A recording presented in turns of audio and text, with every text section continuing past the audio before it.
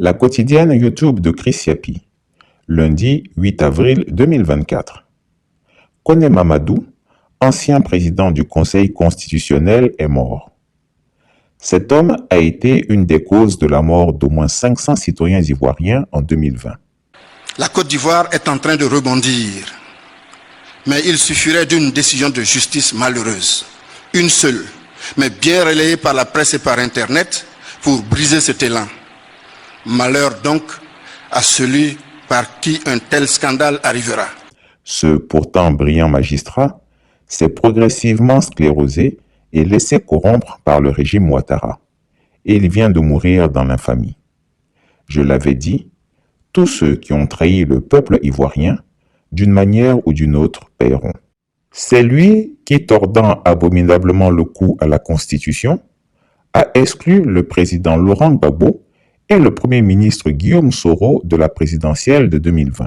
L'infamie ne profite pas à son auteur. Après les morts d'Amadou Gon Coulibaly, Ahmed Bakayoko et Amadou Soumaoro, Kone Mamadou vient compléter la liste du cercle infernal d'Alassane Ouattara qui a capturé le pouvoir d'État et endeuillé la Côte d'Ivoire. Excellence, Monsieur le Président de la République de Côte d'Ivoire, nous voici au terme d'un processus électoral qui a fait couler beaucoup d'encre, de salive, de larmes et même, hélas, beaucoup de sang. Trop de sang, devrais-je dire. Mais il en a été ainsi parce que un débat fondamentalement juridique et d'une technicité suffisamment pointue pour diviser même les spécialistes de cette question, de cette matière, a quitté son domaine naturel, le droit, notamment le droit constitutionnel, pour investir un autre champ et devenir de ce fait un débat politique.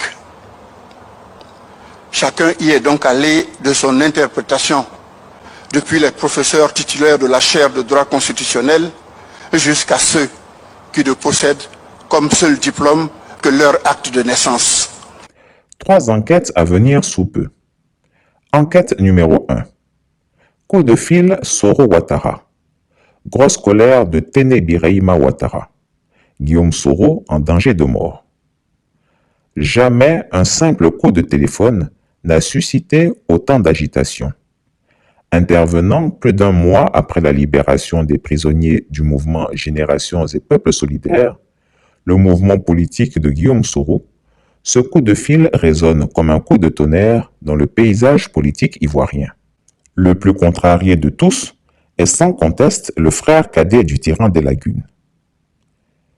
Enquête numéro 2. Exclusif. Pour la première fois, Chris Yapi révélera la cause du palabre Laurent Gbagbo Blé-Goudé. Ce qui s'est réellement passé dans la prison de La Haye.